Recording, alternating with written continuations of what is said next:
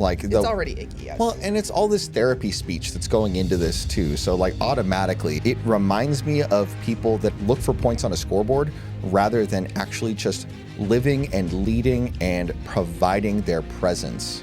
So often we put this at the feet of men as if it is like a male specific problem.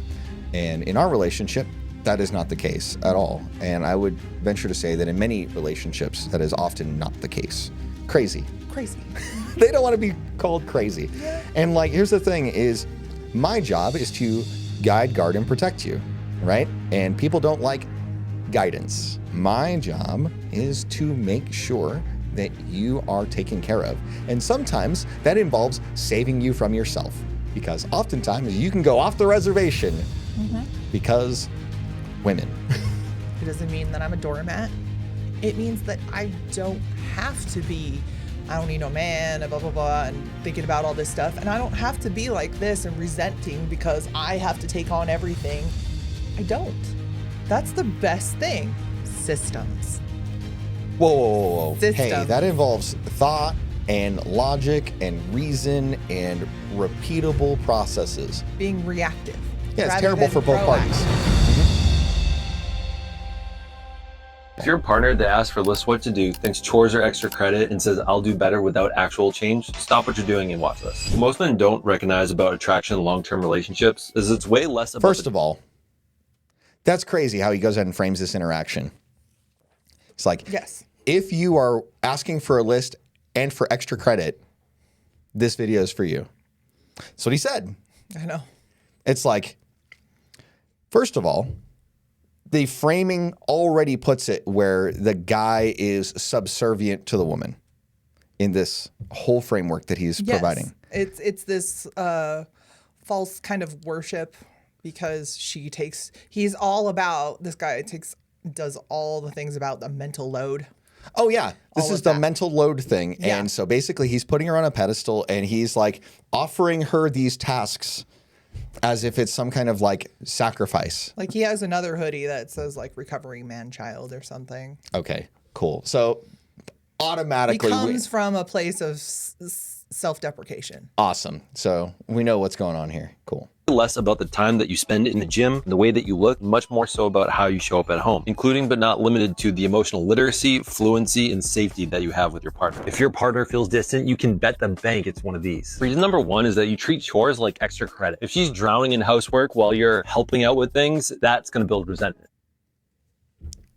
Yes. If you're treating household chores as extra credit, yes. Already the frame of mind is incorrect in the first place. Sure. The entire approach is incorrect. Well, yeah. And then the thing is, like, if you are contributing to the household chores, hopefully that's something that was agreed upon ahead of time. The way that this is framed does not give me that impression. The only thing, even if it wasn't agreed upon in the beginning, that you can possibly make a case for is if you are in the, like, what I call the throes of parenting, of child rearing. Yeah, like newborn stuff. Yeah, newborn to like 2 to 3, it's tough. And Sure. especially if you've got multiple in that category. Mm-hmm. That is the throes of, and yeah, we're going to need a little hand, but it shouldn't be from this reference point. Yeah, and at all. And it's just disgusting. Like it's already icky, yes. Well, and it's all this therapy speech that's going into this too. So like automatically it's just like, it reminds me of people that are trying to go ahead and look for points on a scoreboard rather than actually just living and leading and providing their presence in the home, right? Which is really different than just trying to check things off of a list. Yep. Resentment is the quickest way to kill desiring connection. Reason number two is that you avoid the emotional work. If she's carrying all of the emotional labor of starting repair conversations, she's going to consistently feel disconnected. And when she doesn't feel connected, attraction naturally fades. Reason number three is that you're stuck in the Hold up. So if he's not the one to go ahead and try to reconcile on a consistent basis, then it's all on her. Got it. That's the framing. I think it is really rare for women to go ahead and do that, other than in a nagging kind of way. It strikes me as the like, okay, something's off. I'm going to ask her, what's the matter? And she's like, nothing. I'm fine. Yeah. But it's more from a place where I'm just, like, she's just trying to keep her head down to like keep afloat, right? Keep things at least moving somewhat in a forward trajectory. Mm-hmm. But the thing is, there's a fundamental thing that's happening there where she is completely closed off in that case. And then you are going to shoot yourself in the foot, honestly, because you're going to come to a place where it's like nothing's going to happen, and then it's a downward spiral of resentment. Yeah. There comes a point where you just have to grow up and go, I am drowning here, and before I start to like dislike you for this specific reason, which is not largely your fault at all, I need help. Sure, and I'm not even sure that he's talking directly about help as much as he's talking about, like, say, there's an issue in the relationship and it has caused separation. Normally, in our marriage, I take the role of the peacemaker and I go ahead and come to you and try to find reconciliation. Not because I think that you need to go ahead and be a toddler and be, like, appealed to, but it is a problem to be solved, and it does not make sense for problems to linger. Right, because Paul tells us that you shouldn't go ahead and let anger be something that the sun goes down on. Fester it, let it fester and stuff. Right. Yeah. That's the thought process is like, hey, if there's a problem and it's something that we can go ahead and even like dig into like the external layers of, that is something that should happen. And I think that generally speaking, it should be the guy that takes initiative to do that. But I know that all too often, the woman is usually closed off in those because she's still processing feelings or any number of reasons. Yeah. But it's on her to go ahead and be an adult and be like, I am available to handle this thing. Admittedly, like, let's be honest here, the response comes off as the toddler response. No, I'm fine. I don't need it. I don't want it. Like. Sure. Well, because the implication is there's some kind of accountability involved. And we know that accountability is like kryptonite to women a lot of times. Well, and especially in that, kind of circumstance that you kind of brought up. Sure.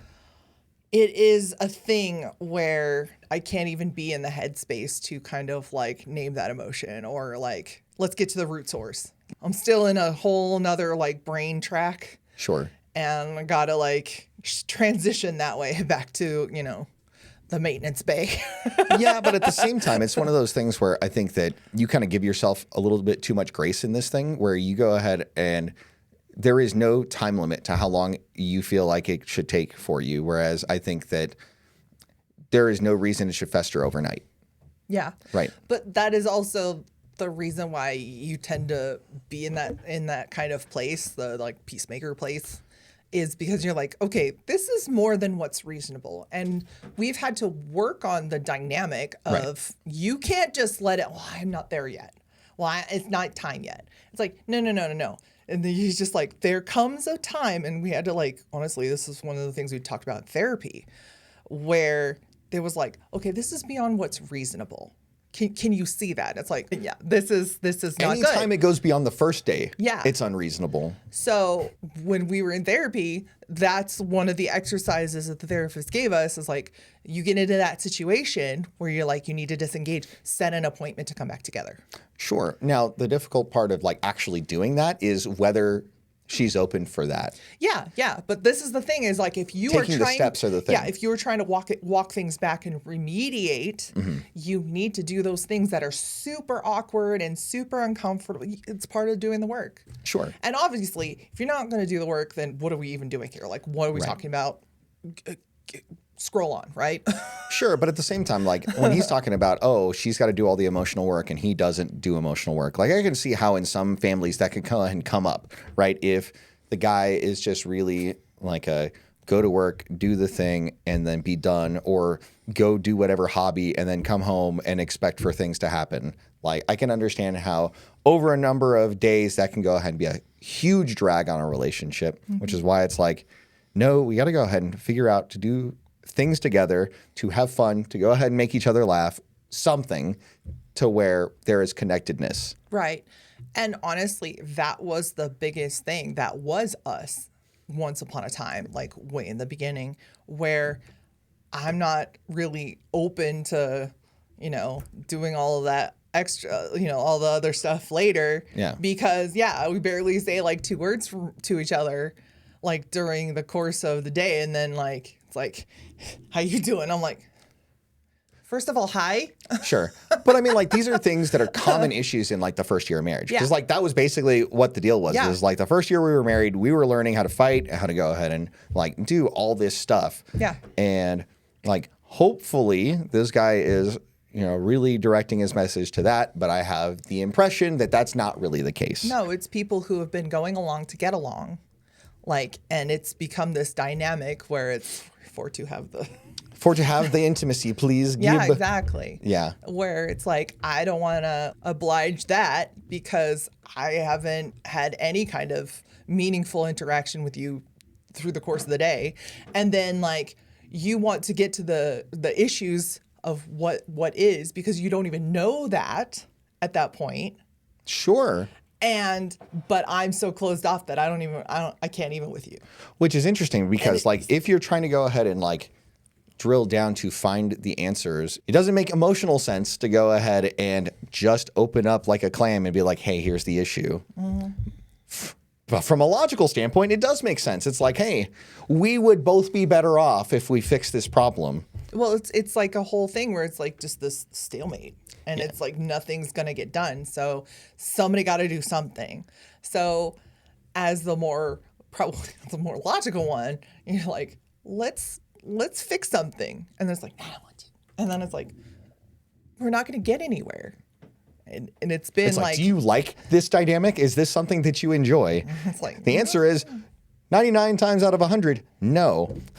One time it's just you're being vengeful for the sake of being vengeful because like you got your panties in a twist in a certain way. It's just what it is, right? Yeah. It's not right, wrong, or indifferent. It's just sometimes that's just what happens. So then there comes this point, it's like, look, we got to do something. So you got to give me something. Like, say something that is wrong. Like, say what you think inside. And it's like, oh my gosh, I don't even want to put words to it. It's like, do it. It's a spaghetti ball. Yeah. So it's like, you got to pull the one strand of spaghetti. You just got to start with whatever, like, go fishing and whatever comes up first, like, start with that. It's like a ball of yarn, looking for the loose strand to go ahead and get it going. And that is where I think a lot of people, you kind of put on your emotionally more mature panties and just start somewhere. Yeah. It's just interesting because like, I think that so often we put this at the feet of men as if it is like a male specific problem.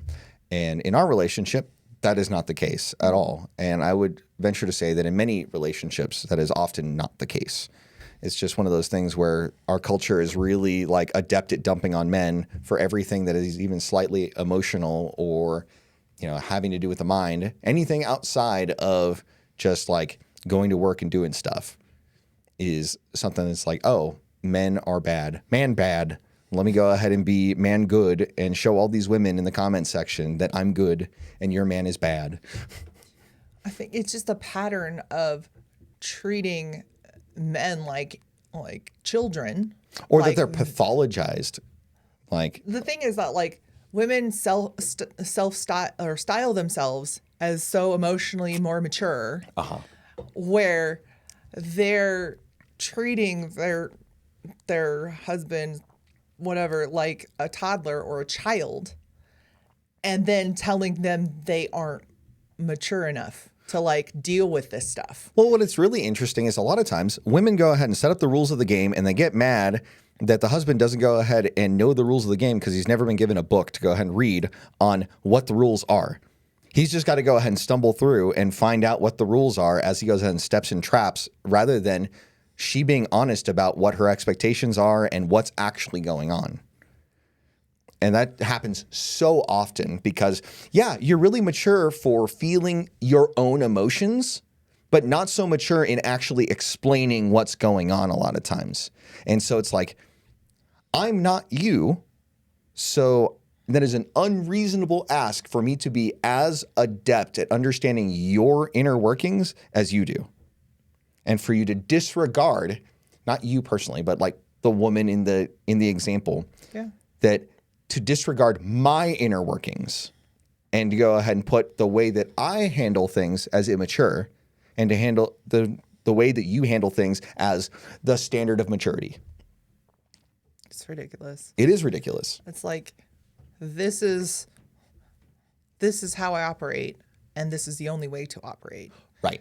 And then because you're not operating the way I want you to, you must be the problem. Yeah. Whereas it's just like, if you can throw out some concrete thing that you have a problem with to start with, just say the thing and let him work and figure out like how he Try to put pieces to the puzzle together. Find the common ground and then start with where you're at now and why this is not the thing, and then negotiate to a better place. Like, it's like, well, to me, it looks like a power struggle, right? Because a lot of times when women go ahead and give men problems about the way they did the chores, it is just like this thing, but in a different context, right? It's, I have an unspoken expectation about what I want to see. You failed to meet the expectation. I didn't tell you. I just gave you this broad category. You may have fulfilled the broad category in a way that you saw fit, but it is inadequate and is worth nothing because it doesn't fit within my framework. Does that make sense? Yeah. So to me, it looks like a power move on her part to set the standard and to go ahead and obfuscate and make mystical all the things that are going through, because if he is able to figure things out, she loses her power in that dynamic.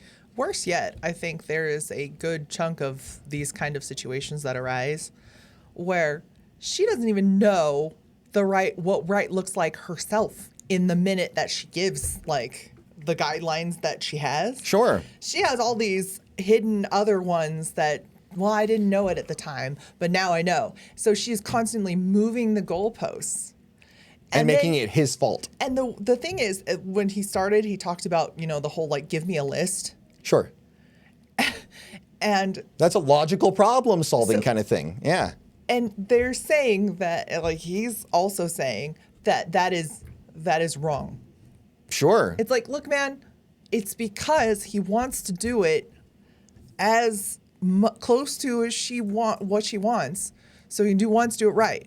Yeah, so he's trying to go ahead and handle the practicalities of the list, which is why he's asking for it, because he thinks that mental load is about the things. It is very rarely about the things, because the things are usually self-imposed on her part. She goes ahead and sets the standard, sets this expectation of how things ought to be, and when they fail to happen, she goes ahead and gets in her own head about it and then makes it his problem. I mean, how many times have I been like, I got to do this and this and this and this? It's like, you go, why do you have to do that these? Many things? And also, especially these ones right here. And it's like, yeah. And then all of a sudden we start talking and going, like, reasoning out the fact that, like, these are kind of, it's nice if they happen, but if they don't, it's not going to be the end of the world. Yeah. It's like a great sanity check. But women don't want that. They don't want to be told that what they're doing is crazy. They don't want to be called crazy. Yeah. And like, here's the thing is, my job is to guide, guard, and protect you, right? And people don't like guidance. Like, my job is to make sure that you are taken care of. And sometimes that involves saving you from yourself, because oftentimes you can go off the reservation because women, not all women, most women. But especially that's evident, like what we saw in the airport. Yeah. Earlier this year. It was like, let's go ahead and get to this next part. Better. Saying I'll do better without consistent change kills trust. No trust, no attraction. Reason number 4 is that you ask for a list and wait to be... Hold up. Yes. So saying I'll do better, I'm sorry, and the behavior doesn't match what you're saying. Got it. That actually makes sense. But what does the other side of the coin of that look like? They don't know what better is. Right. They have no, because honestly, it's mostly those moving goalposts. Yeah. Well, and it's constantly moving because once again, it's one of those things where a lot of times I think it's a matter of moving the goalpost, not because you genuinely feel like that's what right is, but deep down inside, I think it's a lot to do with maintaining power and control, which is one of the reasons why Eve got the curse she got, is because she wanted to go ahead and maintain control over the situation. And all of her daughters thereafter, when he listened to his wife. Stuff happens, and it's not usually good. Reminded. Every reminder puts her in the manager role and tells her she can't close the tab on any of the mental load. And well, nobody really feels attraction to their employee. Well, at least not usually. Reason number 5 is that you ignore. Hold up. He has subjugated himself to her by going ahead and placing himself under her management. This goes back to Ephesians 5, where it's like, wives, submit to your husbands as to the Lord. Not the other way around. Not mutual submission. Nope. Because bad things happen when you go ahead and work in that context. And that's why husbands are supposed to love their wives through the crazy. Yeah, because they are crazy a lot of times. Also, love them enough to save them from their own crazy. Yeah, and it's just interesting because the way that he framed it is, oh, you asked for a list, and then because you're incompetent, you can't get the list done in a manner that is consistent with her standards. And we already talked about how a lot of times the standards shift, the goalposts move, or it's not good enough that he does it in a way that he sees fit that accomplishes the mission. It's that it has to be done exactly her way or it doesn't count. This is another application of, do you want to be right or do you want to be married? Yeah. Do you want to have help or do you want to do all of it by yourself and make yourself a martyr? Sure. And then a lot of times this goes back to the guys listen to solve a problem instead of listening to go ahead and listen. Just listen or support. Support. Right. I mean, there's something to be said of, you got a story to tell and you've just got to get something off your chest or whatever. And I've taken to the habit of saying, is this a problem to be solved? Or is this something to commiserate with? Or what do you need from me? And just asking up front, right? Just talking, or are we doing something? Because here's the thing is I don't want to engage my logical problem-solving mind if it's not welcome. Because it could be working on other problems in the background while I am giving you presence in the moment. Because my brain is always working on something, and I would rather not have the effort be wasted if it's not welcome. And again, just like when we talked about, the mating and dating and all that stuff being transactional. Sure. At its heart, it is. It's not romantic if he's just like sitting there, like just listening to you and saying, hey, what are we doing here? Like, what's the expectation here?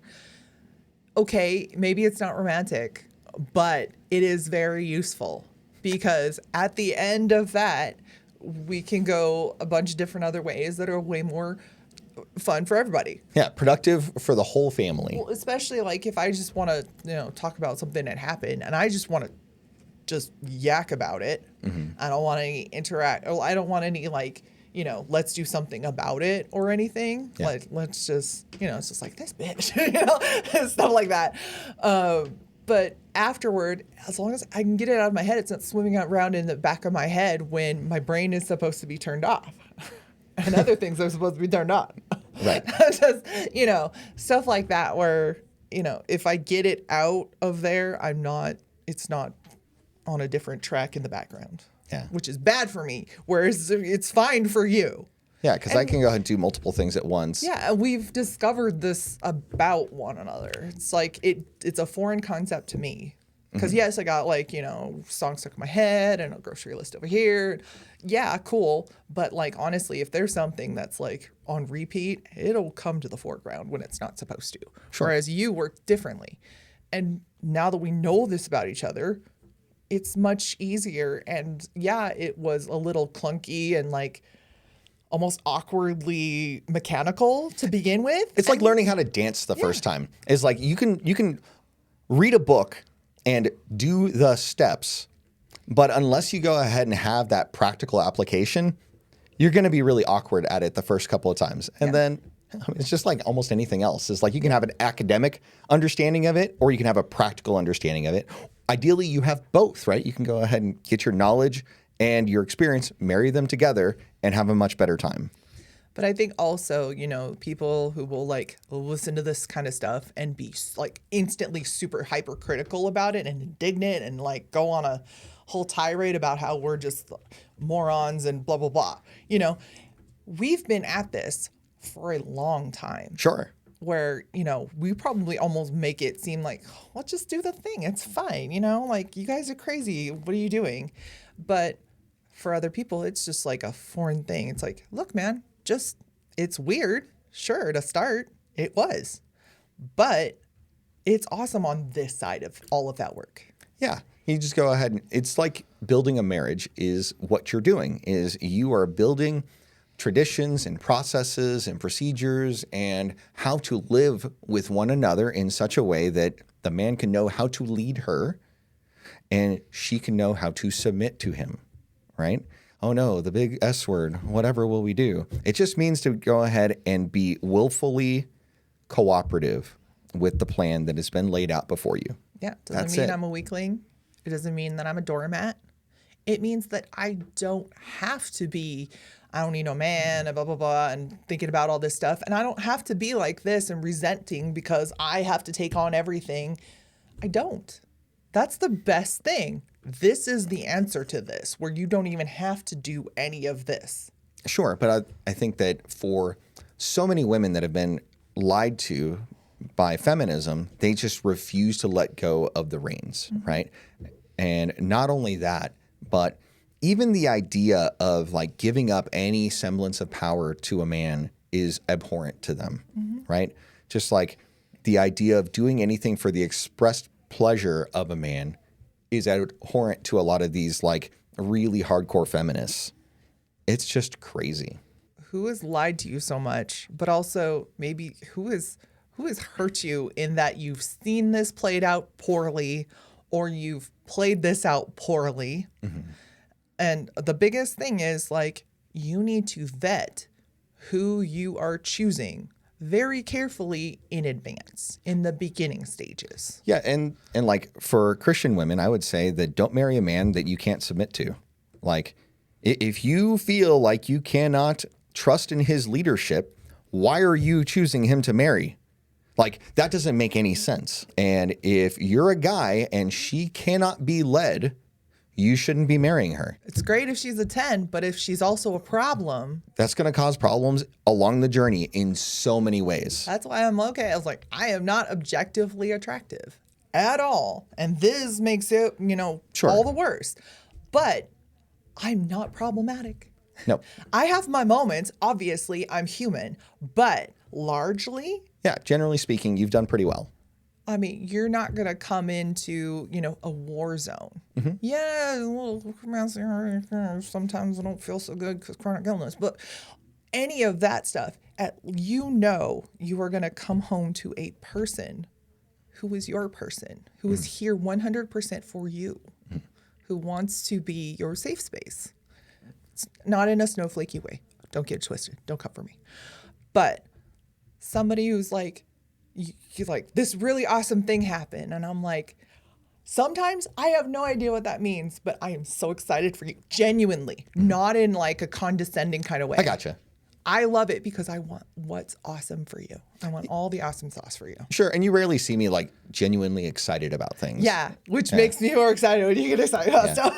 Because it's just like one of those things where like almost anything in the world I could go ahead and just have at a moment's notice. It doesn't really take a lot of effort. Like I've built myself up to the point where I can go ahead and pretty much just have anything I want. So like, but also that you don't really want too much. I just don't, right? I just have expectations that are like reasonable in life. And I understand that there are left and right boundaries to most things in life. And that when I understand that I can put all of these things in the context of serving God, things are much better off. It's just like Ecclesiastes. Like he had all the wisdom, he had all the women, he had all the wealth, and it was all vanity to him without the one true God. And there it is. And guys, you can go ahead and find a different purpose for yourself. I just know what works for me. And a lot of this stuff that this guy is pointing out is just ridiculousness for guys that are suckered into relationships with these feminists that want to go ahead and control them.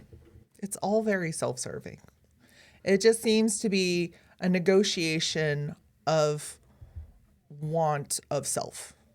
Yeah. Like selfish On both want. sides of it. Yes. And they're trying to negotiate to get what they both want together rather than like all for the purpose, a higher purpose. Yeah. Whereas like when you and I negotiate matters, the idea is for mutual benefit. Not, hey, I'm wanting to go ahead and get the best for me. And if you happen to benefit, okay, great. That's not the idea. Yeah. The idea is I want the best for you. And if you are negotiating in good faith and we want to go ahead and have more points on the scoreboard for both of us, you want to go ahead and provide what's best for me. Yeah. And that works out better for both of us. Yeah, that's true. And it's just interesting. I've seen so, especially like this week, I don't know, I got it. Randos on the internet, you know, and talking about we are a partnership and it's like, okay. That's like, the worst. If you are in, like, have an actual purpose where you are building towards something. Okay. If you go, oh, well, you do what I want at some point and you do what okay, that is, we go this way and then we go this way. It's a net negative. Like, you aren't going to go in a singular direction. If I get to make the decision and go over here for a little while, and then you make the decision, we go over here for a little while. It's like, so it's kind of like you're saying that there's a game of tug of war that is being played. Yeah, and a lot of times, exactly. A lot of times you're not getting past the center, right? Yep. For any reasonable amount. Whereas I think that a lot of people that would go ahead and make the opposite argument from you, they would say that sure, they're pulling left and right, but they're going up and down. So they're going up in a general direction, but they're pulling side to side along the way, like they're sawing through a log or something like that. I think that that's not particularly effective, like as a strategy for a family. But every family is going to go ahead and have their own set of guiding principles that lead them. The thing is, it takes so much more like mindful consideration to do that. Sure. And I think very few people take the actual effort to put the mindful consideration to that. It's like, okay, so maybe you might get there sometime, but you have to put a lot of effort into still maintaining a generalized direction. Correct. Like, that's really tough to do, especially because we are different people unless you're going to marry yourself and then it's like, or marry, yourself in someone else's body. It's like, then that's just weird. Well, and then you end up saying, hey, I'm a hand and I have no need for a foot. Mm-hmm. And the hand. I read that somewhere. Yeah, it's like there's a book that's thousands of years old that has something to do with that. But anyhow. But then there's these other people who have said like, well, he's just better in these areas and I'm better in these areas. So I make the decision in these areas. It's like, no. Still the same principle. Somebody calls the shots, but it's like a president where they have a cabinet to advise them. And this person is smart enough to know what they don't know. Sure. And they lean more heavily on people who are more experts in certain areas. Correct. Like, I'm telling you, like, we need this and this and this for this purpose, for Sure. doing this thing. You want to do this thing. Well, here's the logistics. You know that I know the logistics of things. Right. So you're going to be like, seems reasonable, cool. Sure. Or I'll double check it. And then I'm like, oh, had you considered this and this? And then you're like, oh, well, I didn't yet, but let me add that to my plan. Like, you have a wife who's better at financial stuff and paying the bills, so she pays the bills. Cool. If that's the case in your family, yeah. He's going to go and, oversee, check the balance sheet and go, this makes sense. Cool. Sure. Like, what is wrong with that? No, it's still no. We're a partnership. Well, because they don't see things the same way that we do. Because they don't want to let that go. Right. You don't want to submit. So what are you doing here? Scroll on. Well, that and you get all this emotional labor that you're adding to yourself and all this mental load that you're adding to yourself because you won't let go. Well, it's just like, I haven't done the dishes at home in years.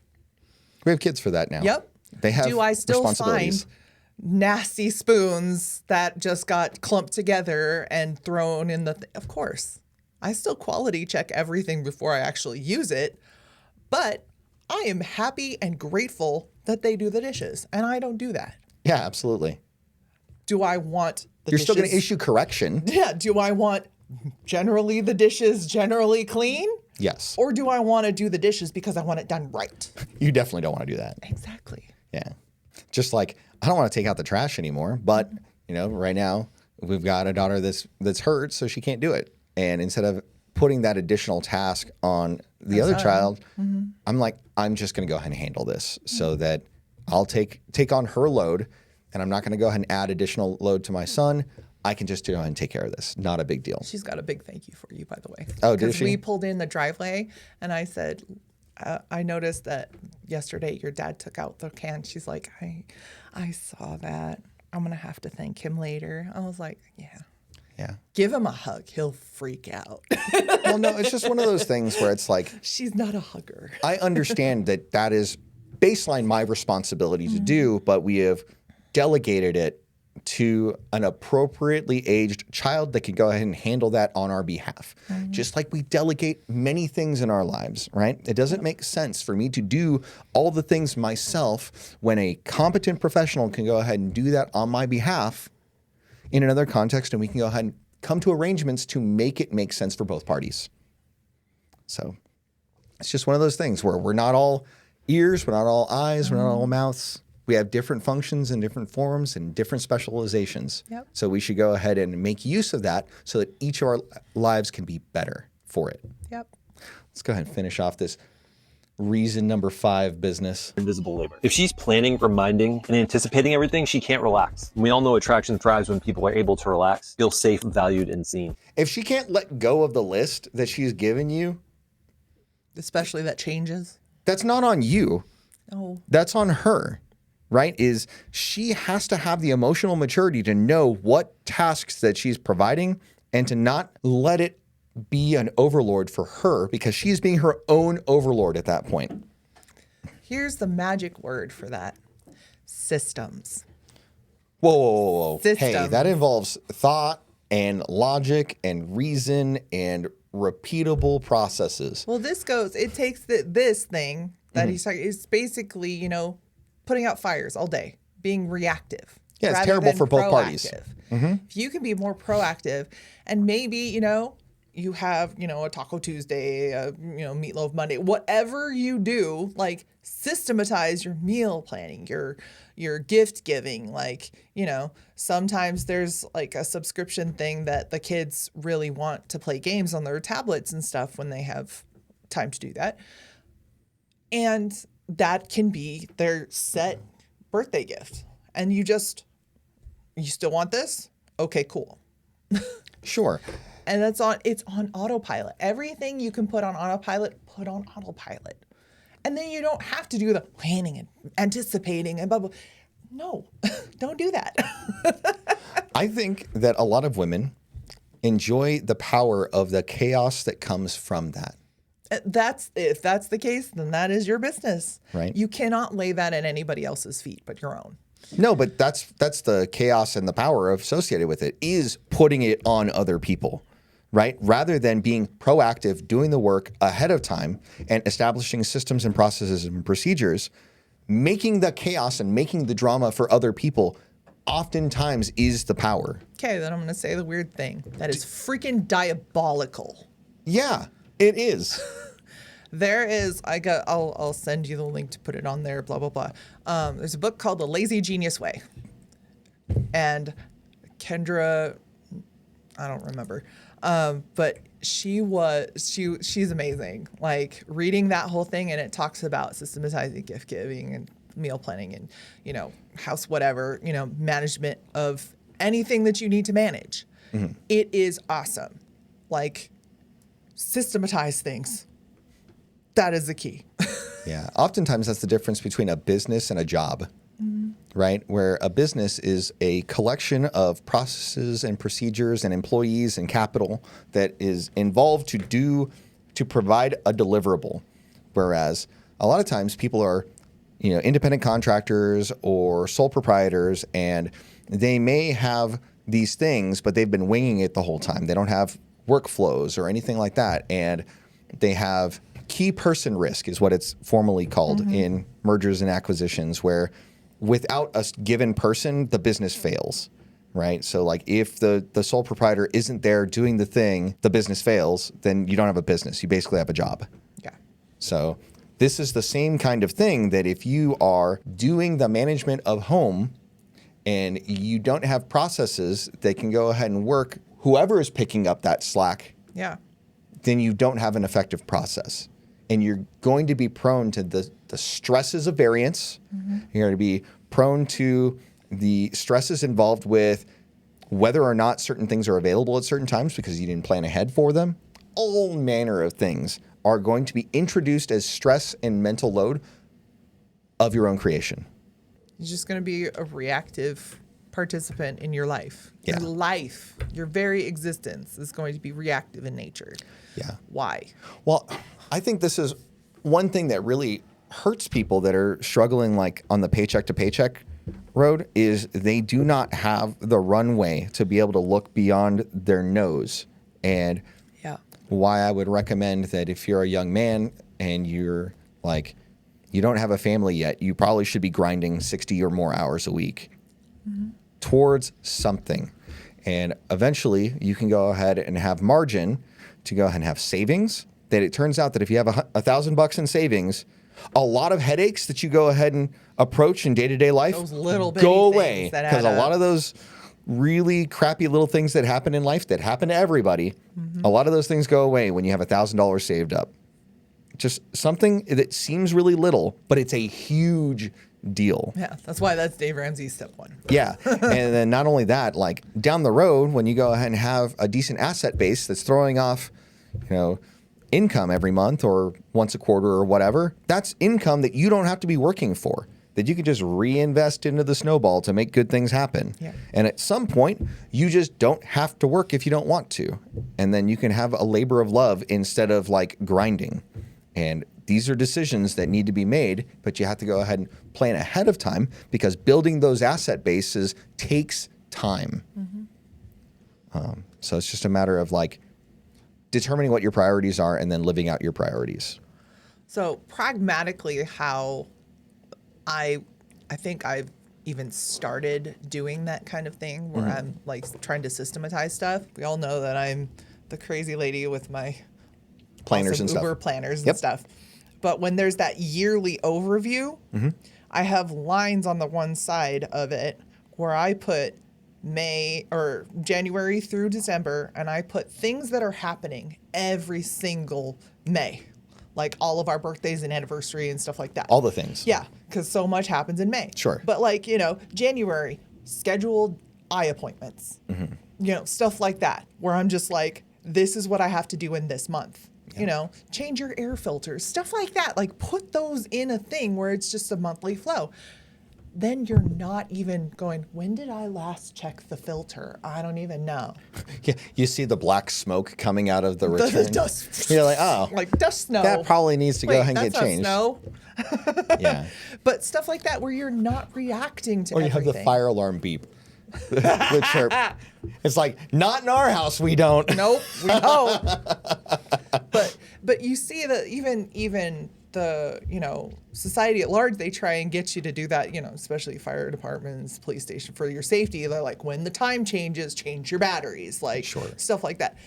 That's a hint for you to like do stuff like that. It's amazing. Like just do that thing, probably save you a lot of grief. Cool. And $1,000. Yeah. This guy with his mental load stuff, too much therapy speak. It's already coming from a bad place to start. Yeah. So I saw this and I'm like, no, we're not doing 3 reacts. We're doing 1 react and we're just going deep on this. Yeah. It was this, good.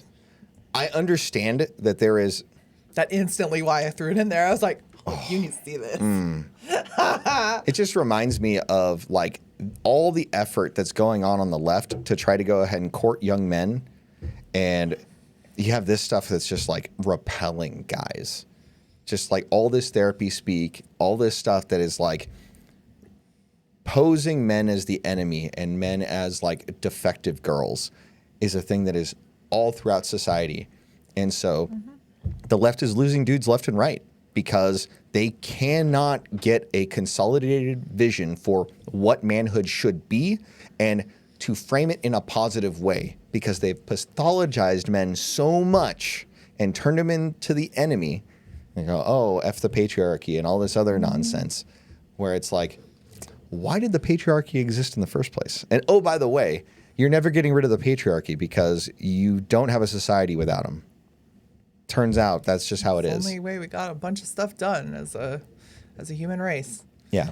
But it's just like when I see these things where it's like, I'm strong, independent, I don't need no man. I'm like, you need to find a good man, submit to them, let them lead, and you can just rest in this framework of femininity. And they're like, oh my gosh. And they try to like shame me and they try to like tap dance all around. Well, no, we're a partnership and we do that. I'm like, you're going nowhere then.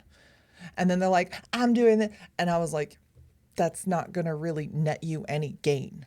You're just sitting here stressing over your life. I see it right here. And then they're like telling me, you're just attacking me. And I'm like, I'm not. No. I'm showing you why your argument is shaky at best. Whoa, hey, you're expecting proper logical thought and argumentation from people that are ill-equipped to provide that to you. So, like, and they're going to go ahead and, like, use words that they don't understand. Like ad hominem. It's like, no. I'm like, I'm not attacking you. I'm attacking your argument. I don't care enough about you, rando on the internet, to insult you. Yeah.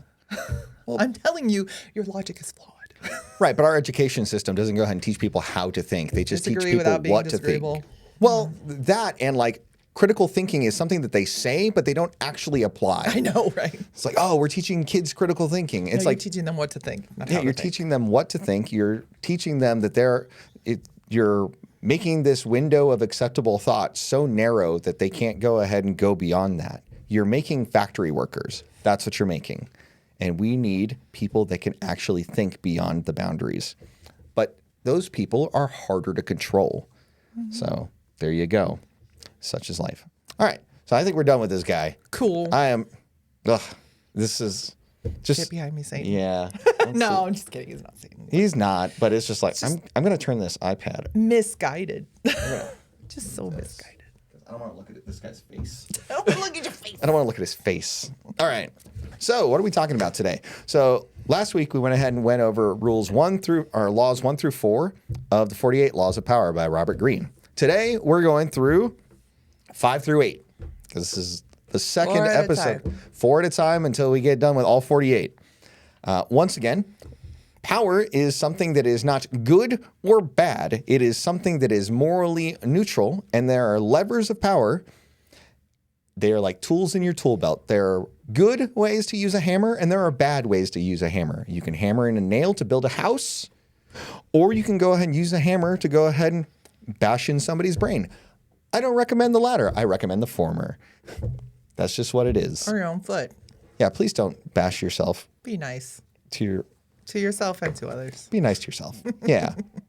But just the idea of power in general is power is how things get done in the world. Mm-hmm. It's like whether it is hard power where you are issuing a command to a subordinate, or whether it is soft power like you are influencing someone to do the dishes, right? There's all kinds of ways that power can be used for good and for ill. So just a quick recap of last week's laws 1 through 4 was the idea of 1, you don't outshine the master. And this was just a matter of, hey, if somebody's teaching you how to do things, you don't want to go ahead and be blatantly disrespectful and outshine them in public. If they're on the way up, it's probably to your benefit to ride their coattails. If they're on the way down, I'm not recommending you do this, but you might push them off a cliff, metaphorically speaking, down the way. Don't recommend doing it. To me, that's an unethical practice. Do what you will with it. It is a tool in the toolbox. Law number 2 was never trust friends too much. I think this was an interesting one because we brought this up in church yesterday, where a lot of times people go ahead and underestimate the power of a predictable enemy, where a lot of times having known opposition is very useful to go ahead and get out of an echo chamber. Because a lot of times people will build a cabinet of advisors that are yes men, And I would much rather have some dissenting opinions on any council that I would want to be a part of, because I would want to go ahead and know that the ideas are well thought out and well fought through so that the best thing can emerge on the other side. And having predictable enemies can be very useful, because sometimes you can get them to do things that you would normally have to do, but because you laid a trap for them, they're going to take the bait, because whatever you put out there, you have a pretty good idea of how they're going to react. Mm-hmm. Or tell a bunch of women, you should pick a good man and submit to them. And they go, I'm like, this is how I know I'm right. Yeah, if you're spitting facts, you know you're going to go ahead and get some really angry feminists out there. Makes sense. How's it working for you? Oh, I have 6 cats and in an apartment by myself. And divorced and 2 children by 3 guys or whatever. However that works. That's none of mine, never mind. None of mine, never mind. The third law of power is to conceal your intentions. Sometimes it makes sense to hold your cards a little close to the vest so that people don't know exactly what's going on. Don't reveal your evil plan, a la supervillains. Yeah, don't be that supervillain that when the heroes come and ask you, hey, you are so smart. What are you planning to do after you go ahead and kill us? And then the villain goes ahead and waxes eloquent about his plan for global domination. And then you have just enough time to untie yourself and foil his plans. Foil my plans. The fourth law is always say less than necessary. Because a lot of times people will go ahead and get into trouble by talking too much. This is very similar to the villain that says way too much out of pride. A lot of times you can go ahead and express the same concept with fewer words. Not that I would know anything about that. It's difficult for you. It's difficult for you to go ahead and have concise speech patterns. I'm a work in progress. You are substantially better and substantially more open to guidance now than you were at the beginning. Well, I'll take that. Yeah. It's just one of those things. Like the other day, I was like, okay, I've been listening to you for 10 minutes. I need you to land the plane. And you're like, oh, okay, got it. I can do that. Because you got me in with a nugget of the story, Yeah. and that nugget hadn't been introduced 10 minutes in, and I'm like, no, I can't. This narrative is not Too much backstory. too much backstory, not enough go, not enough action. This is not working for me.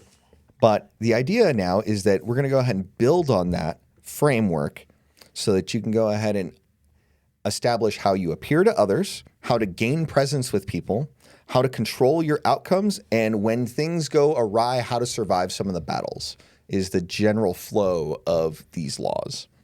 The fifth law is guard your reputation with your life.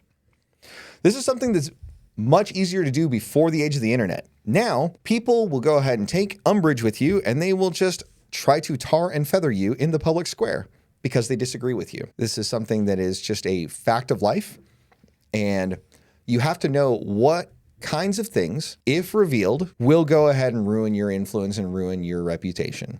And to act in accordance with that knowledge and not give the enemy an opening for those things. It's one thing for people to disagree with what you have to say and to go ahead and try to tar and feather you because they don't like the patriarchy or whatever. That's one thing. It's another thing entirely if they say, oh, you have 3 illegitimate children from 7 mistresses and you purport yourself to be like, hey, I'm going to go ahead and be a one-woman man kind of person. All about family values. Right. Well, I mean, you can have family values and have, more than one woman involved, right? That's different conversation for a different day. But if you are putting out there that your reputation is based on family values, and then it's found out that you got all these mistresses and all these children that are illegitimate, there's a fundamental disconnect there, and that's going to ruin your reputation. So reputation precedes you wherever you go, like a shadow. I mean, well, I guess it comes after you. It follows you like a shadow. Follows you like a shadow. But the thing is, like, honestly, people see you. It doesn't follow you Evil like shadow. Like an invisible stalker. It just comes and gets you. But in many ways, when you show up to something, if you do have a reputation, people are going to know something about you. If you don't have an explicit reputation that's already built up in a certain sphere of whatever in life, the way that you present yourself becomes indicative of your reputation. So this is a matter of, Are you fit? Do your clothes fit? Do you have a decent sense of style? Is your hair cut like okay? Or do you look like John the Baptist, where your hair's all messy and you got like just beeswax, or bees are what you eat, and honey and all this other nonsense? Like, do you come off as somebody that is well put together, or do you come off as a madman? Like, these things matter when you are building a reputation and when you're maintaining a reputation. Or if you lean just the right way up against the reception counter, are you going to have a draft that you don't even know is there? Yeah. Yeah, that's disgusting. Okay. You're talking about plumber's crack. Yeah. Make sure your clothes fit, gentlemen. Like, I don't care if you're a work in progress. Have them fit. Wear a belt if you are between sizes. It's important. Just because how you present yourself to the world will go ahead and have an influence on what you can get done. Yeah, it's not fair, but that's just life. People will judge you by the cover that you provide to them. Lord bless that guy. I just don't think he knew. Like, the dentist office, there was a guy, and our older kids were like right there, and they were just like, yeah. I was like, some people just weren't taught. Sure. And that's... Yeah, and then so it's not only about how you present yourself, but also like the manner of your speech, how you conduct yourself, whether or not you eat with manners. All of these things will mean different things to different people, right? Like, if you are among the lower classes, nobody's going to care if you have your elbows on the table when you're eating, or if you talk with food in your mouth. Nobody's going to care. But at a certain level, it will indicate where you belong. So act according to how you would like to be perceived is really the thought process here. I love the definition, the very definition of etiquette. Okay. Is like, according to like etiquette, like experts and Sure. stuff like that. It's a set of rules or guidelines for living that aims to make people feel valued and cared for. Mm-hmm. It's not just a thing so you can catch people out. It's not a cudgel to beat people with. Sure. It is a way of maintaining your behavior in a way that keeps everybody involved in an activity and engaged, and gives everybody an opportunity to enjoy the activity together. Sure. And not only that, it helps people to feel comfortable, and it helps there to be good order and discipline in whatever activity that you're in. All of those things stem from how people act, and whether you act in a way that is conducive to the enjoyment of others. And this is it's not just, what fork you eat with and whatever, but talking with food in your mouth. It's gross. Like, people are very, like, they could get a literal, like, they could feel sick because what it looks like in your mouth right now. And then when you do that, it's going to go ahead and cement a picture in their mind about who you are as a person. And so be mindful of how you present yourself to others. And this is not only a lesson for men, it's especially a great lesson for women because of the way that their hierarchies work. Is when you go ahead and step outside of the social hierarchy of the sisterhood, and it's only because of your behavior or how you present yourself, yeah, you get cast in the lower dens real easy, because whether you're not brushing your hair properly, or whether you are wearing ill-fitting clothes, or all of these little nuances are picked up on by the sensitive receptors of the other women involved.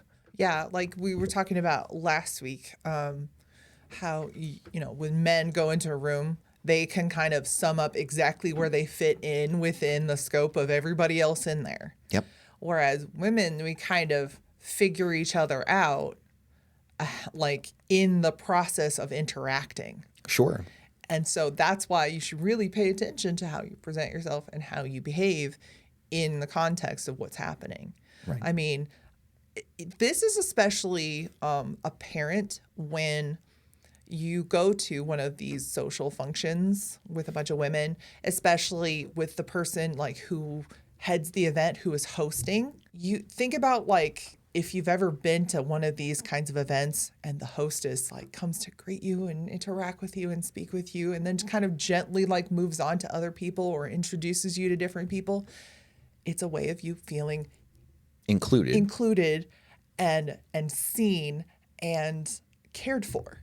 Yes. And that is part of it. If you think about like what a good hostess looks like, that is what they're doing. And that is how they'll make you feel. Yeah. So it's an interesting thing. It's not just like, oh, you need to use this word, blah, blah, blah. No, make sure you don't have like lipstick on your teeth. Make sure that you wait for everybody else around you to be served before you just start like eating and scarfing, right? Sure. Or a good hostess will say, you know, if like, especially if one or two people, no, go ahead and eat before it gets cold, you know, Right. Then you feel like, oh, she sees us. Because you've been problems. invited to Yes. go ahead and go against what the standard rule is. And that honestly, I think the way that modern women are like, I don't want a man to hold the door for me. It's like, why not? You don't want to feel taken care of? Really? Well, they don't want to give up that power. That's just Well, because an if you icky mindset. Like just to think about that. I don't want anybody. I was like, really? if you buy into feminism, then you typically will buy into Marxism and all these other things that presuppose power dynamics in every relationship ever. So if you are tainted with that as your central worldview, of course, all of these things are going to be the natural outflowing of the things that you have adopted as your customs and the way that you think. So the reason why making a good first impression is important and all of that is because once you cement a poor first impression, it is very difficult to overcome that, right? And that establishes your reputation with that person or that group of people. Whereas establishing an excellent first impression is also difficult to change, which is good. So that makes it all the more important that your first impressions are great so that you have a little bit of grace in subsequent things where just in case there's a little bit of a misstep, most of the time they're just going to go ahead and look past it and give you a little bit of grace because you've shown yourself to be a good guy, fundamentally speaking. So then they can go ahead and be like, oh, okay, whatever on that. He's great in all these other things. He's Right. still worthy of being here. Like we were just talking about this when we were working on the cool stuff that we do for our employees. Okay. There's a couple of ones where it was employees submitted like nominations for different like Awards. Yeah. awards and stuff. And it was funny because there were a couple I was like, oh my gosh, he acts like such a jerk, but we like him. You know, Right. It's that kind of thing where it's like you have solidified enough of a good first impression that, yeah, you're kind of a jerk sometimes, or you kind of pop off a little bit, but we still like you. It's fine. We still claim you. You're part of the You're tribe. still one of ours. Yeah. Yeah, it's funny. So let's go ahead and go through some applications of this law to modern men that every guy has a vested interest in protecting his name. So whether it is the way you conduct yourself and your overall reputation and also your reputation online, all of these things. When someone comes and attacks you for something that isn't true, there is no shame in defending yourself in a reasonable manner. There are good and bad ways to defend yourself online and against, various accusations. That's not really the topic of this conversation, but just know that if somebody is spreading lies about you, there are good and bad ways to defend yourself in that way. We're talking about like your reputation following you like a shadow. Yeah. I was actually in the back of my brain, and now it's kind of surfacing, especially at the second, because it's like it's the shadow of who you really are, not who you portray yourself to be. Right. Like when the mask falls off, this is like your shadow is who, like the shape of who you truly are. Yeah. So when people start to spread lies about you, other people aren't going to believe it. The ones who know you and who see, if there is no difference, again, like, when people try to be like, okay, what's he really like? I'm the same guy. It is. Yeah. It's the same. The shadow matches the person. Like when you live in and conduct yourself in a way that's true to who you are as being a quality human being, when people start to spread like everybody's going to be like, that's ridiculous. I can't even fathom them behaving like that. Sure. And it's interesting because, when you live in a congruent manner where the things that you say and the things that you do match up, it's so much easier to maintain a reputation because you just are who you say you are, instead of having to live up to something that you are supposed to be but aren't. So, I mean, when you misstep, because we're all human and you will, there's enough of the receipts that you're a good human being. Just like somebody who's kind of a little bit of a jerk, who acts like a little bit crazy sometimes. But by and large, they're a good person. And that is what really, really is going to carry. Yeah. And so not only is it a good thing to go ahead and correct misunderstandings about you or intentional lies about you, because if you are silent in the wrong manners, that silence can be assumed that the thing is true, right? In most circumstances. Another thing to be aware of is be mindful of the things you say, because you will be held to account for those things. The internet is forever. And somebody will go ahead and take you out of context. And it's nice and easy to go ahead and have the whole context and be like, that's actually not what's being said. And you can go ahead and come up with that. We can disagree about fundamental points and we can actually have that disagreement. But if you're going to go ahead and put me out of context and act in bad faith, I'm going to show the world that you act in bad faith and let people go ahead and come up to the decision about what that means about your reputation. And there is, at some point in most people's lives, going to come a point where people are going to believe the lies and not show, like you showing yourself for a number of years who you are, and somebody is just going to come and by and like drive by and malign you, and people are going to like pay attention to that for some whatever reason. Let them go. If that's what they are going to believe and attach to, let them. Yeah. Because you know who you are and what you're about. And it doesn't even matter. It's usually because those are the people who really don't matter. Yeah. Honestly. So one question to go ahead and wrap this section up is, what do people assume about you before you speak? So this is going to incorporate things like, how do you carry yourself? How do you dress? How do you present yourself in the public square? How do you conduct yourself online? What do people assume about you before you have an opportunity to have an individual interaction with them? And if there is something about that set of assumptions that isn't right, that is usually an indicator that you need to change something about your behavior and how you present yourself. That's it. That's all there is to it. Sometimes a good way to like test this in safe waters is like almost, especially in this age where we all have, something to put ourselves on the spot in our hands in the form of phones. Right. Just record yourself introducing yourself. Oh, that's funny. And so maybe many people have no idea. Yeah. And honestly, it could show a lot to yourself about, I was like, why is my tooth all weird like that? Why is my mouth doing that? Like, it's strange to see your mannerisms played out like right in front of you. Yeah. But I mean, and also if there's somebody very close to you that you trust, show them the video and ask them for feedback. Right. And it's a wild exercise. It seems like really awkward, but it can show a lot. Yeah. All right, let's move on to the next one. The law number 6 states that you should court attention at all costs. So generally speaking, if you have attention, you have influence. If people aren't paying attention to you, the words you say don't really matter because nobody actually cares. That's just what it is. This means so much more today than it does in the original context that Robert Greene had written this book in. Right? Nowadays, we live more or less in an attention-based economy where having someone's attention can bring you resources, it can bring you fame and fortune and all the things. And you have to be responsible with the influence that comes associated with all of that. And so in a world that's full of noise, obscurity is death. Because if you don't have influence, what are you even doing? Now, that doesn't mean that, hey, you have to have this wild social media presence or all of that. It just means that if you're looking to have influence in a sphere, you should have your actions be in such a way that you court the attention within that sphere. This is about beginning with the end in mind.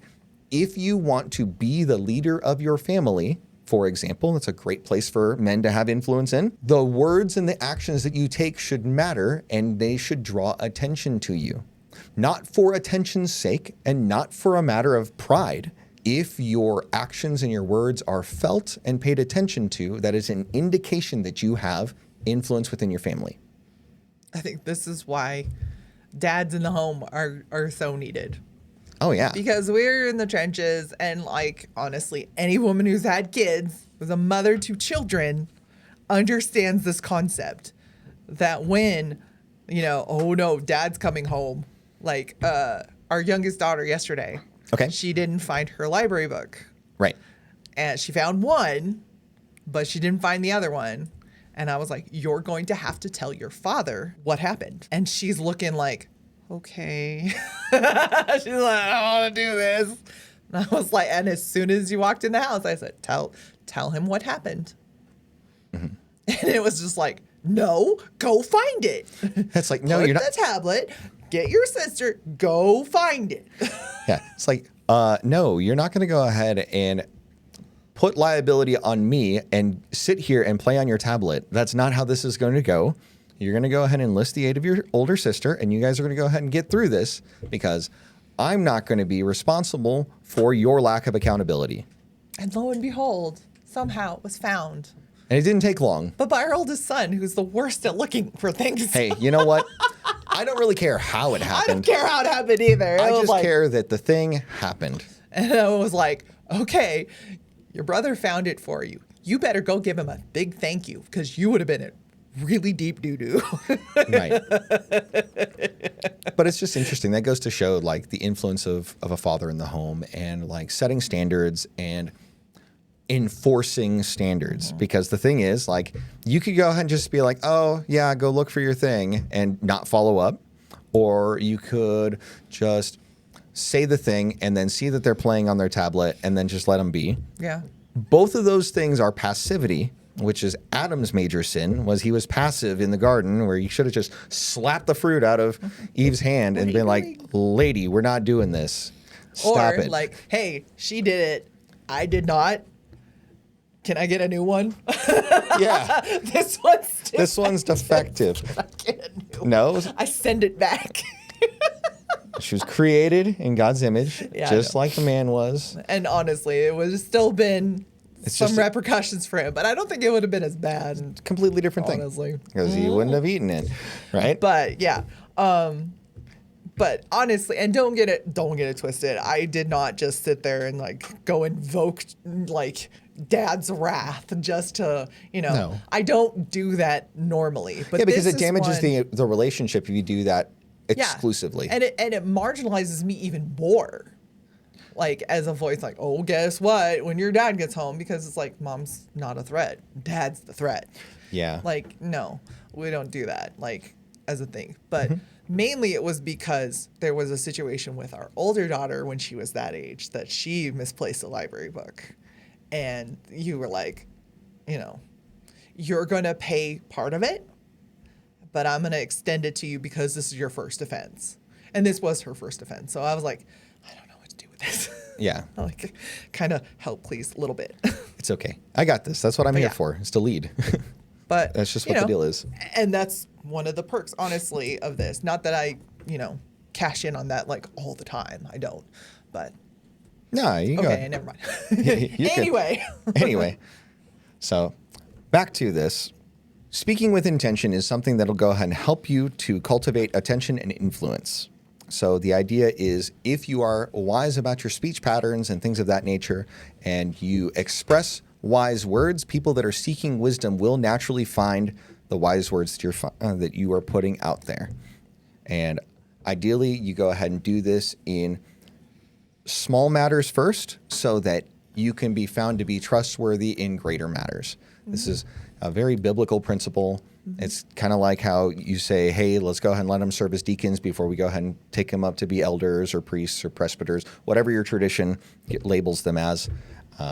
That's just a principle that you want to go ahead and give people smaller responsibilities so they can go ahead and succeed and fail in things where the stakes are low. The stakes of that failure are lower and there is more safety in it so that people can be trained in this, because you don't want to put somebody in a position where they're, at the top. Into the deep end. You throw them in the deep end, and then the failure is catastrophic for the organization. You don't want that to be the case. This is also why we are instructed to bring up our children and to lay on them responsibilities, in the scope that's appropriate to their age. Yeah, and it's important to teach men how to be men and women how to be women, so that they don't get confused, because, oh boy, howdy, is our society confused on about what the heck is going on with gender and for like natural roles and all of this other stuff. By all means, go ahead and live your life according to your principles, but I find that the principles that we live by are a lot better for us. It's a lot more work on my end, a lot more responsibility on my end, but the rewards outweigh the costs. The egalitarian tap dance is just, it's not for me. Yeah. So once you show up consistently, you do the responsible things in the small deal, and you build up influence and attention, you build up and develop like a set of values for yourself and for your life, then it is easier to cultivate a life worth noticing. So this goes back to like the vision of the captain and the passenger that we go ahead and allude to a lot, where this is part of building the boat, is like when people have attention on you, that when you got passengers lining up. The internet is watching. The internet is watching, and when passengers are lining up to go ahead and hop on your boat, that is an indication to qualified passengers that maybe they should be paying attention to you. And when you go ahead and do all of these things, you have the ability to have the pick of the litter, and you are in a much better circumstance having all of these things put together so that you can maintain a good reputation, and so that you can have and court attention and put that influence to good work. Something to go ahead and ask the audience on that is, take a look at your digital footprint. Like, can people get a good idea of who you are by looking at your social media? Like, do people understand who you are? Does the portrait that you put out there send a consistent message? Or are you just kind of all over the place? And if you are all over the place, that sends a message too. And if you don't have any social media, hey, maybe that's just the thing that makes sense for you. And silence can be golden, because it's been said that it is better to be silent and appear dumb than to open your mouth and remove all doubt. Go Mark Twain. And any number of other people that have had that quote. But yes. Yeah. But having attention is the basis for which you can go ahead and influence others. So let's go ahead and take some time to move on to the next bit, which is get other people to do the work for you, but always take the credit. Now, this is the law that I think has some negative connotations to it, because it almost is as if that you are taking credit exclusively for the work of other people. The way that it is written on its surface sounds terrible. The headline. The headline But is if terrible. you read the article, Yeah. it's like, stay with it. Stay with it here. Let's go ahead and talk about a business. A business owner will often have managers and will often have line associates. The owner is not going to do all the nitpicky things that the line associates do, because he's got to do other things in the system to either provide vision and direction, or to make deals and do all the things that are higher level, like leadership related tasks. And it would take away from his ability to do those things if he is busy with the minutia day in and day out. Now, that isn't to say that when you offer vision and direction and the stuff is executed as you have directed, that there isn't some value in taking credit. But I think that as a business owner, it is important to make sure to give credit where credit is due, and thank the staff, and to go ahead and promote the staff's involvement in the execution of the thing. But there is also value in the fact that you had got the ball rolling on that in the first place. So that's where it's reasonable to take credit on that, is you put the idea out in the ether, you went ahead and supported it, you own the business, you're entitled to all of the things, but just understand that there is a left and right boundary to that, where you can go ahead and do that ethically and take some credit, but it's important to give credit to the people that got it done more than anything else, because that's a really classy thing to do as a gentleman, is to go ahead and give the credit to them. And the fact that they have done the thing and they've done it well is in and of itself a source of reputation and credit to yourself. This is like the complementary part to the whole not outshining the master. Yes, that is true.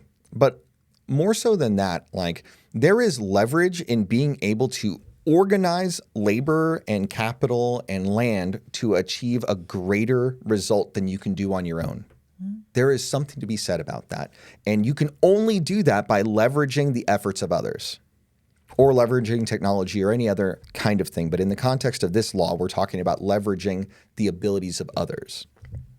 Now, delegation, that ability to go ahead and give a direction and let them do it, makes it so that you don't have to spend the time doing that thing.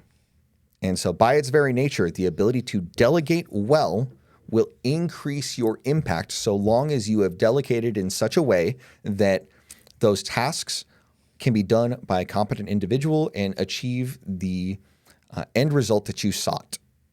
These are important things. You can delegate something badly to somebody that doesn't know what they're doing, and then that failure goes ahead and reflects on everything else. Yeah. There's a good, like, measured risk associated with doing that. If we go ahead and look at a business, most of the time, people don't care who did the work. People just care that the work got done. And the result was good. And the result was good. That's really what matters. It doesn't matter that you went ahead and you didn't personally do the thing if somebody that is equally competent or more competent can do the thing on your behalf. So it's a big, important thing to know that you, just because you are the business owner doesn't mean you have to do everything.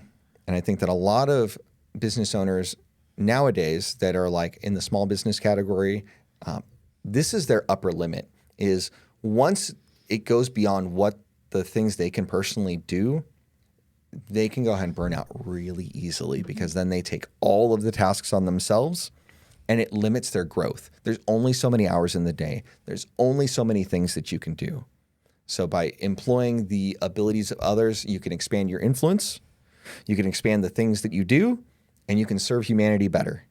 Those are the things that are involved. You see that a lot in the game store space. Oh, yeah, because a lot of them are owner-operators. Yeah. And, like, by and large, they're owner-operators. Sure, and if they're sick, then, like, the shop doesn't open or whatever. Yeah. But also, like, they want to grow or they want to whatever, but they're not going to hire anyone. Sure, because either there's, like, an issue with issuing that payroll, or there's an issue with delegation or systems and processes. A lot of times people, they're just winging it and they're just doing whatever. Yeah. And they can't teach somebody how to do the thing because they've never written down how to do the thing in the first place, because it's not consistent. There's not a Google Drive with op-docs and things of that nature. Yeah. a folder with SOPs. Oh my God, Jose, it's amazing. Right, but that kind of goes back to what you were saying in the React thing, is like even managing the home. If you don't have systems in play, things are going to be chaotic. You're just going to be a firefighter. And bringing an employee into that environment will just amplify the chaos and duplicate it so much more. Yeah. Because they don't have your brain. They don't know what's going on. They just know what you tell them. And if you tell them this like insane spaghetti ball of gobbledygook, and they're like, what do I even do with this? Yeah. How do I know what right looks like? How do? Right? You can't give clear direction and objectives to them and a clear process. Then it makes it difficult on the new employee to do the thing properly and to go ahead and actually have an acceptable standard of labor to the employer. Yeah. I mean, even, from personal experience with that, I saw, giving my children a small scale measure of responsibility. Mm-hmm. It allowed me to essentially work myself out of a job. Right. But it took probably, I would say, a dedicated 2 years of doing laundry with them, of cleaning a room with them, of, dishes, trash, litter boxes, especially and so by the time I got pregnant with the other two and I couldn't handle the litter box, you didn't have to do it because we had these other kids and they were now taking on these responsibilities. That was their contribution to the home and to the family. Right. And that was really cool. And now they are seeing, especially our oldest, she took that whole work yourself out of a job mentality I passed to her, and she ran with it. Like, she's the one by and large that like helped our younger daughter potty train. Mm-hmm. She was like, I don't want to change these anymore. I don't want to change these diapers. That makes sense. I mean, not that I'm just like, it is on you and it is your full responsibility to change her diapers. No, because it's your responsibility. It is. Yeah. But she was always like, should I change a diaper? Like, if you would, please. I would appreciate it. Yeah. But sometimes it was just like, I am hands full in this stuff. Can you please do this?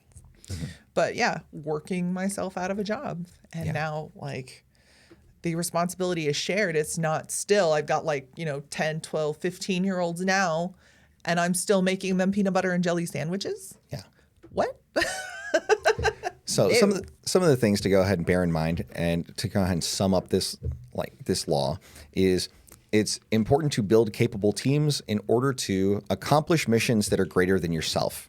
And it's important to draw strength from alliances when even your team on its own isn't enough. Sometimes you need the assistance of another team to accomplish something greater so that everybody can benefit in that arrangement. You see this a lot in like building a home. For example, you'll have one crew that does the framing, you'll have a different contractor that does the roof, you have a different contractor that does the electrical and the plumbing and all of those things. By assembling the disparate teams, you end up with an end product that is the net result of all of their effort. That's why the best thing you can do to ensure a good, structure is built is have a good contractor. Right. The one to essentially the project manager to bring all these together. Mm-hmm. But it's also great that it gives, one solitary place of oversight and to whom these teams report, but it gives the teams individually the autonomy to work within their scope. Just like that one thing where you say, if it's a this many dollars problem, Oh, yeah. Okay, so we talk about delegating authority to make purchases. Okay, so we'll go ahead and sum up this thing with this right here. Two pieces to the puzzle. One, if you can be doing $100 an hour tasks, you shouldn't be doing $10 an hour tasks. You can hire somebody to do the $10 an hour task and stick to doing the $100 an hour tasks or even $1,000 an hour tasks.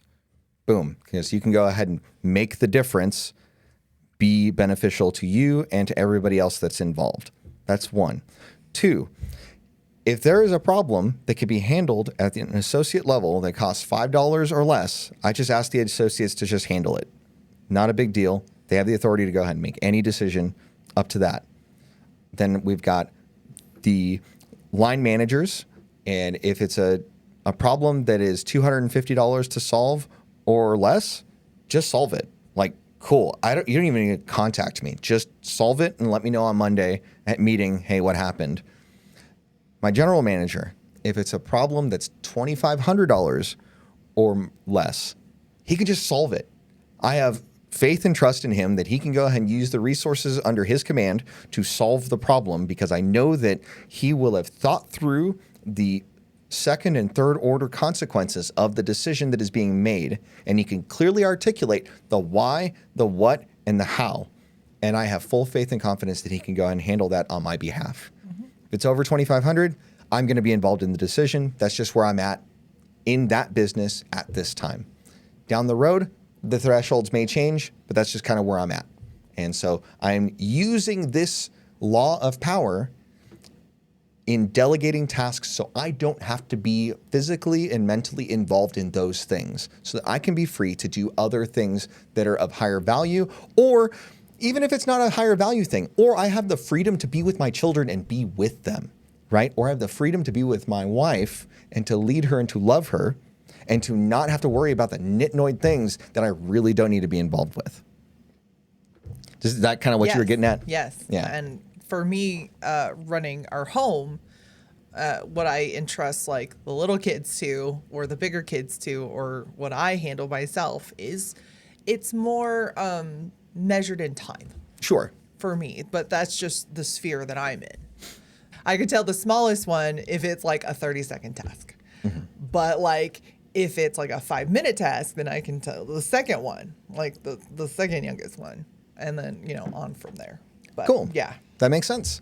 So that wraps up law number 7, which is the idea of using the efforts of other people and taking credit for it, which the way that you say it on the headline definitely seems unethical, but there are definitely ethical frameworks that you could put in line to make that work for you. As an ethical actor, you should definitely be doing these things.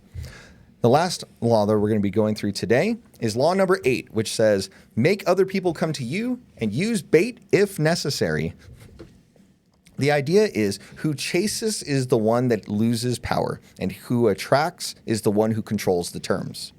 In the context of mating and dating, this is something as simple as being the captain that has a ship that the passengers are coming from far and wide to go ahead and try to board your ship. You would much rather be in that position than to be being on the dock and being your own barker, trying to go ahead and bark at every passenger that walks on the pier. Like, oh yeah, you look good. Let me go ahead and catcall you. No, that comes off as desperation because your circumstances are as such where it doesn't look like you have something going for you. So you are giving up your power by going ahead and extending to them rather than them coming to you. And if they're say what? Entreat. Right. Now, using bait if necessary. Hey, look, if you are not a full-fledged captain yet and you still want to go ahead and approach this mating and dating, sometimes you need to go ahead and have a more compelling offer that you are providing that is in lieu of a completely built-out cruise ship. That's just a fact of life. And you are much better off doing that than doing the holler game. It's usually just not going to work out for you, especially nowadays when everybody's just going to go ahead and flip over their camera and record it and then shame you in public. Yeah. And then we'll go back to the whole reputation thing. See, part about reputation. Yeah. But yeah. Knee pads of allurement. Sure. But the idea is that, like, if you're the one doing the chasing, it shows that you're in a position of less power and authority. Whereas if people are coming to you and seeking you out, you're in a much better position because then you have the power to control the terms. It's just like when someone comes and makes an offer on a house, if they're the ones that is coming to you and in the negotiation phase after you have a starting volley of the offer, if you are the purchaser and you are like just really insistent on trying to go ahead and push for your realtor to go ahead and get feedback from their realtor, it shows that you're in a weak negotiating position or that you want it more than they care about it. See the conversation about please no. Yeah. So once you go ahead and you tip your hand there, you are letting your intentions be known and they can take advantage of the circumstance. Whereas if you just sit back and you go, yeah, I don't really care. I'm just going to go ahead and say this is the thing, this is where I'm going, and that's it. You are in a much better negotiating position because you're not letting them know how much or how little you actually care about what's going on. Yeah. Also, this is great paired with the thing about saying less. Oh, yeah. Like, all of a sudden you're like, I want $100,000. And you're like, if they don't say anything, then you're like $50,000. Like, you start negotiating. You negotiate against yourself, and then all of a sudden, like things go downhill. No. Which is funny because like my best real estate deals have all been that kind of situation where I just go ahead and I put out an offer, and they come back with some counter. I'm like, no, I'm not really interested. I'll go ahead and I'll just take my ball and walk. Now, if they're being reasonable about it, we'll go ahead and play for a little bit. But bottom line is I have a number in mind and I have terms and conditions in mind. And if it's not going to go ahead and work out, then I'll just walk away because it's just not worth it for me to go ahead and buy in disadvantageous conditions because of the nature of how you win in real estate, because the money is made when you buy, not when you sell. It's really funny, too, because a lot of people who, especially they don't know you from anybody, Joe Schmuck off the street. Right. They are operating in this, I need to sell this so that I can do X, Y, and Z. Right. And they are just already assuming that you're making an offer and wanting to buy it because you need it for X, Y, and Z. Right. Where you don't need it. Right. I don't need it to begin with. You're just like, hey, this would be a good business deal if it met these metrics. Right. And they're just like, oh, they're making me an offer, so I get to say, no, I want this much. And then you just go, no. And they're like, wait, what? Yeah, and then I come back 3 months later and I make an offer that is even less than my initial offer, and then they sell it to me. And then there you go. That's just what it is. And like, okay, fair enough. We could have like ended this dance and you could have gotten a lot more the first time, but you know, it is what it is. That's just the power of making people come to you and using bait if necessary. Because most of the time, that 3 month later offer was because their realtor came back and talked to my realtor and tipped the hand that they're a little bit more motivated than they were before, and that they would probably accept the same offer. So I don't give them the same offer. I give them a lesser offer most of the time. Unless it's something that's just like a screaming good deal at that offer, that I'm like, okay, Bet. Cool. Yeah, bet. I'll go ahead and do that. But that's just rarely the case. You know, just knowing who you are and what you're about, what you're after. Like, rather than just going, oh, well, maybe, and then you just kind of flying by the seat of your pants. Sure. And there's something to be said about like coming to a situation and not being needy, right? It's just like a guy. Like if you go ahead and go to your wife and then you go ahead and go, can we go ahead and have bedtime fun? Like it rarely goes well. You're like, in that guy's position. You're going to be in that guy's position, like the guy that we went ahead and were reacting to. And I'm like, oh, buddy, I'd much rather go ahead and come with a position of strength where she knows she's going to have a great time and there is not going to be any problems. So much better that way. And the thing is, sometimes the bait doesn't have to be like physical. Sometimes it could just be mental, where it's like the bait that I use is I'll seed in the you know you're going to have a good time. And bam, all the hamster wheel spinning is going to happen because she knows that I'm going to deliver on my threats. That's just what it is. And so we don't have problems like that. It's good. But sometimes using bait is an appropriate strategy. It's just a matter of what context you use it in and what you're seeking. Now, also in relationships, this whole like don't be needy kind of thing is also like don't chase validation, right? Because if you're going ahead and expecting to be patted on the head and being called a good boy for doing things on this list, like a chore list, you're going at things wrong.